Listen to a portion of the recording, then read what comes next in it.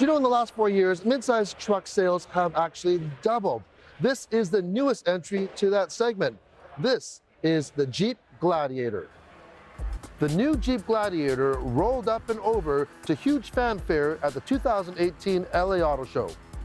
Many will know that this isn't the first time Jeep's had a pickup truck, but it's the first one in over 2.5 decades, which is a real long time. One of the most popular Jeep trucks of the past was actually the Gladiator from the 1960s. That one, just like this one, was unmistakably Jeep. This new one is naturally built off the new Wrangler platform and comes standard in a crew cab configuration, which nowadays is pretty well a must, as people are using their trucks for everyday driving and for recreational purposes. The Gladiator comes in various trims and configurations. The front features the iconic 7-slot grille, but this one's a little bit larger for more airflow. There's also available LED headlights for a more modern look. The rugged Rubicon model comes standard with a new front grille camera, perfect for off-roaders wanting to see what's over the next obstacle. One of the most unique things that makes the Gladiator stand out over its competitors is that it's a convertible. You can also take the doors off and fold down the windshield, and you've got the ultimate open-air experience. Seriously, what other vehicle can do this? Since the Gladiator is designed for functionality, the rugged interior is built just for that. You have creature comforts though, like an optional 8.4-inch Uconnect system with Apple CarPlay and Android Auto. The back seats have a 60-40 split with storage behind them. As well, the seat bottoms can flip up for stadium seating, ideal for storing larger items, and also gives you access to the storage bins, which can also be equipped with a locking lid. These bins are customizable, so you can keep all sorts of different things you want out of the way and secure while you're off on your adventure. Naturally, with pickup trucks, you get a lot of utility, as shown with the 2 motorbikes in the back of the bed here. But the new Jeep Gladiator also has best-in-class towing capacity at 7,650 pounds. With that type of towing capacity, it really opens up the functionality of the Gladiator, especially for a mid-sized truck. Under the hood, a 3.6-liter Pentastar V6 with 285 horsepower and 260 pound-feet of torque, and a 3-liter EcoDiesel V6 with 260 horsepower and 442 pound-feet of torque. Standard will be a 6-speed manual transmission, but I think most will choose the optional 8-speed automatic. All Gladiators come standard with 4-wheel drive.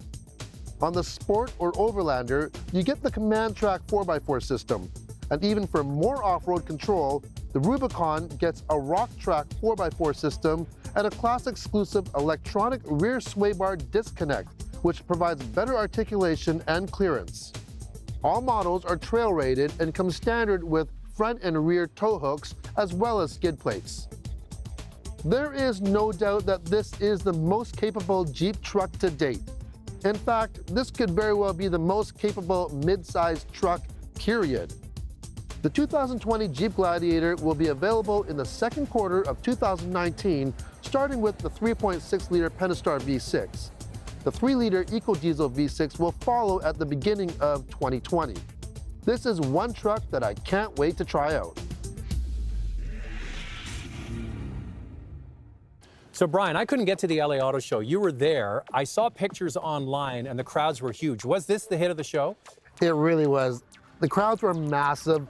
They actually had to shut the doors, people to watch from outside. There were so many people. This thing was hot.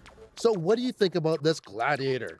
I want one. Honestly, I just look at it and I'm like, that is the coolest thing. I don't need a pickup truck, but I want that. That is so cool. And I think that there's nothing else on the market like it. There's nothing, it's a Jeep, and it's a Jeep pickup. Yeah, sign me up. I don't own a pickup truck, and I really want one too. I think they've created a whole new segment here.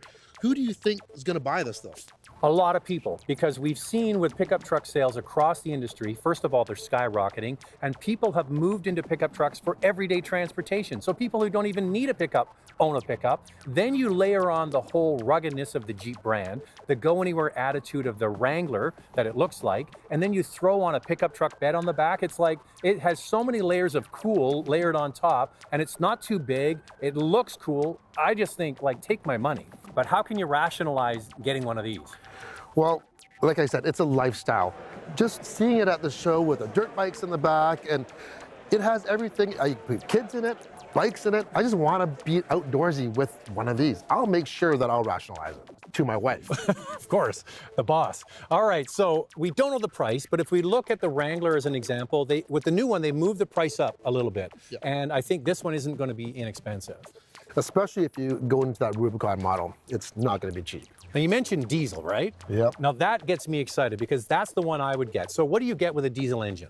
Torque. And you use that torque with the low gears and the Rubicon off-road. For me, that's the perfect one. So my question, it's a truck. Is it going to take away sales from Ram? I don't think so, because I think people that buy Ram, they're a different lifestyle. This is a totally unique lifestyle.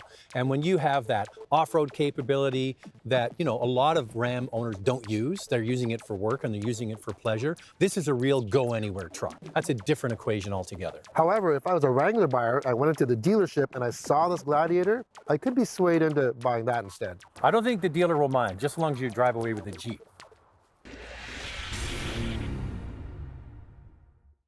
Jeep Gladiator. Long history, obviously, in Jeep world for pickup trucks. We haven't had one for quite a while.